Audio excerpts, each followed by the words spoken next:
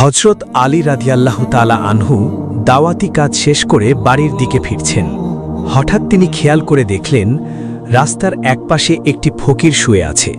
ফকিরটি প্রচণ্ড দুর্বল এবং জীর্ণশীর্ণ অবস্থায় রাস্তার পাশে শুয়ে আছে। আলী রাদিয়াল্লাহু তাআলা আনহু তার কাছে গেলেন এবং তাকে সালাম দিলেন, কিন্তু সেই ফকির সালামের কোনো উত্তর দিলেন না। আলী রাদিয়াল্লাহু তাআলা আনহু অত্যন্ত অবাক হয়ে তাকে বললেন, আপনি কি জানেন না কেউ যদি সালাম প্রদান করে সেই সালামের জবাব দিতে হয়? হযরত আলীর এই কথা শোনার পর ফকির প্রচণ্ড রেগে গেলেন এবং রেগে গিয়ে হযরত আলীকে বললেন, কে আপনি?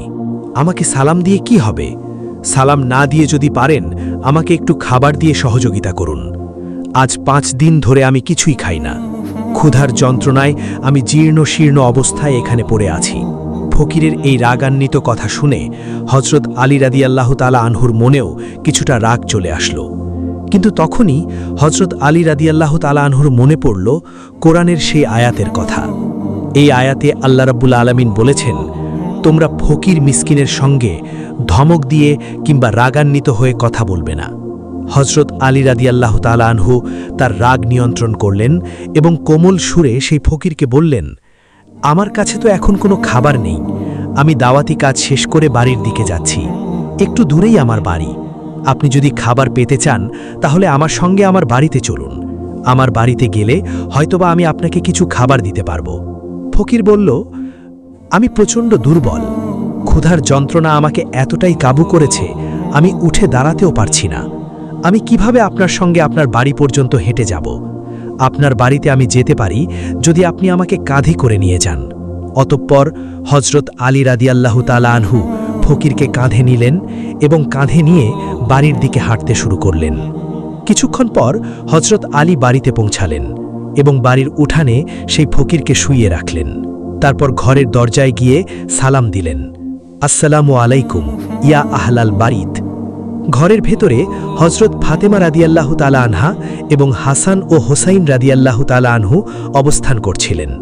হযরত ফাতেমা রাদিয়াল্লাহু তাআলা আনহাও ক্ষুধার যন্ত্রণায় অনেক দুর্বল হয়ে গিয়েছিলেন, কেননা গত 3 দিন ধরে ফাতেমার চুলায়ও কোনো আগুন জ্বলে না। ফাতেমা যখনই তার স্বামীর কণ্ঠের আওয়াজ শুনলেন তিনি দুর্বল অবস্থায় ধীরে ধীরে উঠে এসে তার স্বামীর জন্য দরজা খুলে দিলেন। হযরত আলী রাদিয়াল্লাহু তাআলা আনহু ঘরের ভেতরে প্রবেশ করে দেখলেন ফাতেমা অনেক দুর্বল। ফাতেমার চোখগুলো গর্তের ভিতরে সামান্য ঢুকে গিয়েছে। ফাতেমার চোখে মুখে বিরক্তি আর ক্ষুধার ছাপ। হযরত আলী রাদিয়াল্লাহু তাআলা আনহু জিজ্ঞেস করলেন, ফাতেমা কি হয়েছে? ফাতেমা রাদিয়াল্লাহু তাআলা আনহা বললেন, আজ কয়েকদিন আগেই আপনি দাওয়াতি কাজে চলে গিয়েছেন। গত 3 দিন ধরে আমাদের ঘরে কোনো খাবার নেই। বাচ্চা দুটো অনাহারে আছে, তারা ক্ষুধার যন্ত্রণায় কাতরাচ্ছে। ফাতেমার এই কথা শোনার পর হযরত আলী রাদিয়াল্লাহু তাআলা আনহুর মাথার উপর যেন আসমান ভেঙে পড়ল। হযরত আলী রাদিয়াল্লাহু তাআলা আনহু বললেন, আমি রাস্তা থেকে একজন ক্ষুধার্ত ফকিরকে সঙ্গে করে নিয়ে এসেছি এবং তাকে এই আশ্বাস দিয়েছি যে আমার বাড়িতে আসলে আমি তাকে খাবার দিতে পারবো। এখন তো ঘরে কোনো প্রকার খাবার নেই। আমি সেই ফকিরকে কোথায় থেকে খাবার দেব? হযরত আলী রাদিয়াল্লাহু তাআলা আনহু আর দেরি করলেন না। তিনি জায়নামাজ বিছিয়ে 4 রাকাত সালাতুল হাজত আদায় করে নিলেন। অতঃপর আলী রাদিয়াল্লাহু তাআলা আনহু আল্লাহর দরবারে বললেন, তুমি তো রহমান, তুমি তো রহিম, তুমি তো মেহেরবান, তুমি চাইলে সবই সম্ভব। একজন ফকিরকে আমি মেহমান করে বাড়িতে নিয়ে এসেছি। এখন যদি তাকে খাবার দিতে না পারি তাহলে তার সামনে আমি লজ্জিত হব।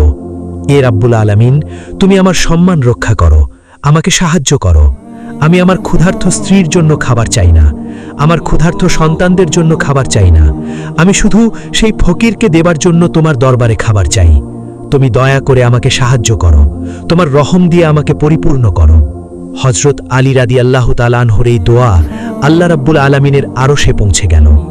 সঙ্গে সঙ্গে আল্লাহ রাব্বুল আলামিন জান্নাত থেকে 1 টোপলা খাবার পাঠালেন। একজন অদৃশ্য ফেরেশতা এসে হযরত আলী রাদিয়াল্লাহু তাআলা আনহুর সামনে জান্নাতি খাবারের সেই টোপলা রাখলেন। অতঃপর আলী রাদিয়াল্লাহু তাআলা আনহু মোনাজাত শেষ করে যখন খাবারের টোপলা দেখলেন তিনি আল্লাহ রাব্বুল আলামিনের দরবারে শুকরিয়া আদায় করতে লাগলেন। মা ফাতেমার ঘরে জান্নাতি খাবারের টোপলা, চতুর্দিক থেকে যেন জান্নাতি ঘ্রাণ বের হচ্ছে। পাশের কক্ষ থেকে হযরত হাসান এবং হোসাইন রাদিয়াল্লাহু তাআলা আনহু খাবারের ঘ্রাণ পেয়ে ছুটে আসলেন এই কক্ষে। হযরত হাসান এবং হোসাইন রাদিয়াল্লাহু তাআলা আনহু এক দৌড়ে এসে হযরত আলীকে জড়িয়ে ধরলেন। হযরত হাসান বলতে লাগলেন, আব্বাজান, গত 3 দিন ধরে আমরা কিছুই খাইনি।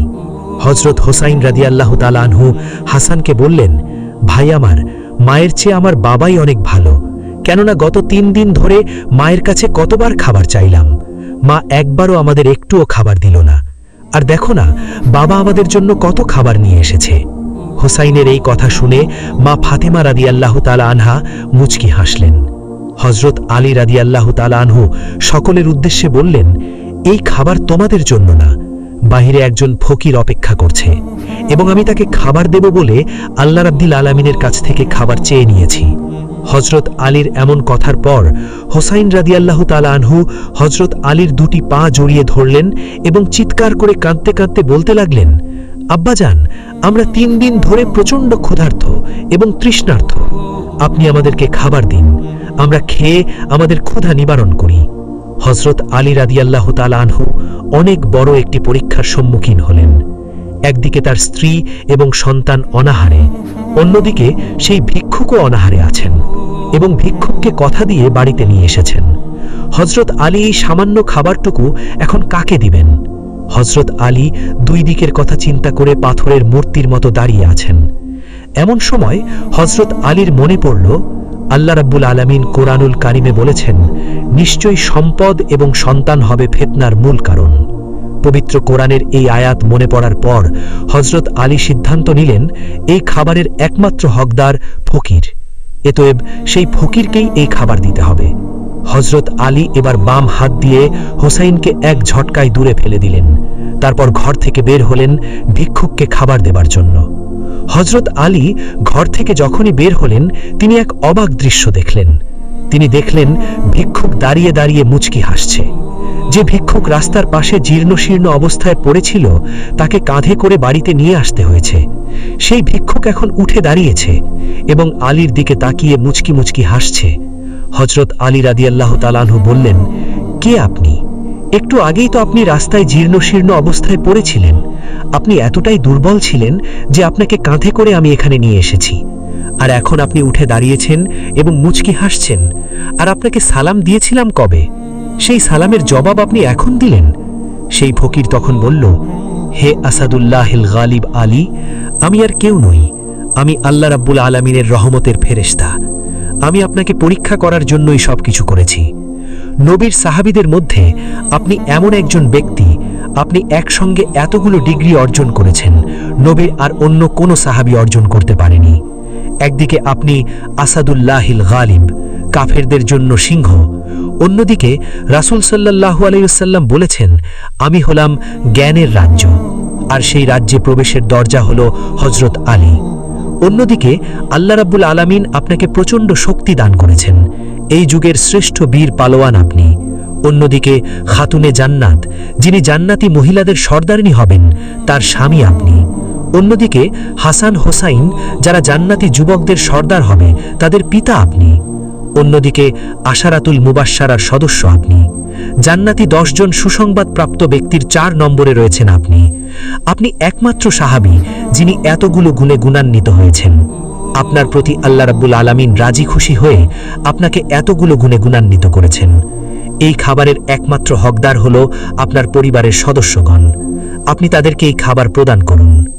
অন্য আরেক দিনের ঘটনা, একজন উদ্ভট এবং বিকৃত চেহারার ফকির সালমান ফার্সি রাদিয়াল্লাহু তাআলা আনহুকে সঙ্গে নিয়ে মা ফাতেমার বাড়িতে এসেছেন। হযরত সালমান ফার্সি রাদিয়াল্লাহু তাআলা আনহু ফাতেমার দরজায় গিয়ে সালাম দিলেন, আসসালামু আলাইকুম ইয়া আহলাল বাইত।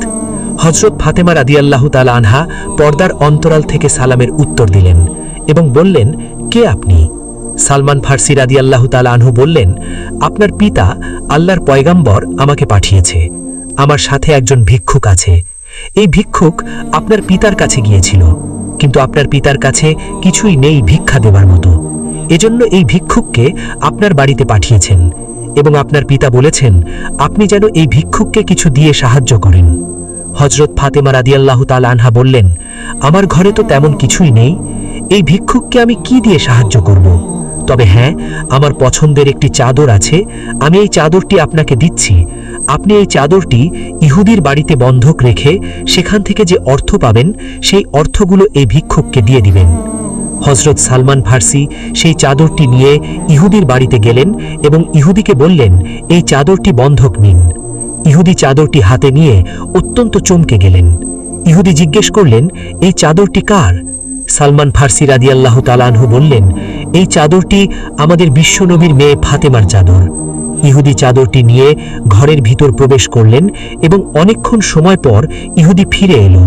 হযরত সালমান ফার্সি খেয়াল করে দেখলেন, ইহুদির মাথা বেয়ে টপ টপ করে পানি পড়ছে। মনে হচ্ছে ইহুদি গোসল করে এসেছেন। সালমান ফার্সি তাকে জিজ্ঞেস করলেন, আপনি তো অনেক আগেই ঘরের ভিতরে ঢুকেছেন, এতক্ষণ পর ফিরে এলেন, কই চাদরের বন্ধকিত অর্থ নিয়ে এসেছেন? ইহুদি বলল, এই নাও চাদরের ইহুদি বলল, এই নাও চাদরের বন্ধকৃত অর্থ, আর আমাকে এক্ষুনি তোমাদের নবীর দরবারে নিয়ে চলো। আমি কালেমা পড়ে মুসলমান হতে চাই। আমি আমার কিতাব তাওরাতে পড়েছি, আখেরি জামানার শেষ পয়গম্বর যিনি হবেন তার বাড়িতে একদিন ফকির আসবে এবং সেই ফকিরকে ভিক্ষা দেওয়ার মতো কোনো কিছুই থাকবে না। আখেরি জামানার শেষ পয়গম্বর সেই ভিক্ষুককে পাঠাবেন তার কন্যা ফাতেমার ঘরে, কিন্তু ফাতেমার ঘরেও ভিক্ষা দেওয়ার মতো তেমন কিছুই নেই। অবশেষে ফাতেমা তার শরীরের একটি চাদর বন্ধক রেখে সেই ফকিরকে ভিক্ষা দিবেন। তুমি যখন বললে এই চাদরটি বিশ্বনবীর মেয়ে ফাতেমার চাদর, তখনই আমি আমার তাওরাতের ভবিষ্যৎবাণীর সত্যতার প্রমাণ পেয়েছি। আমি তার সম্পর্কে তাওরাতে যতগুলো ভবিষ্যৎবাণী ছিল সকল ভবিষ্যৎবাণীর সত্যতা আমি ইতিপূর্বেই পেয়েছি। শুধু এই একটি সত্যতার অপেক্ষায় আমি ছিলাম। আমি আর দেরি করতে চাই না, আমাকে এক্ষুনি তোমাদের নবীর দরবারে নিয়ে চলো, আমি মুসলমান হতে চাই। অতপর সালমান ফার্সি রাদিয়াল্লাহু তাআলা আনহু ইহুদিকে নিয়ে রাসূল সাল্লাল্লাহু আলাইহি ওয়াসাল্লামের দরবারের দিকে রওনা দিলেন।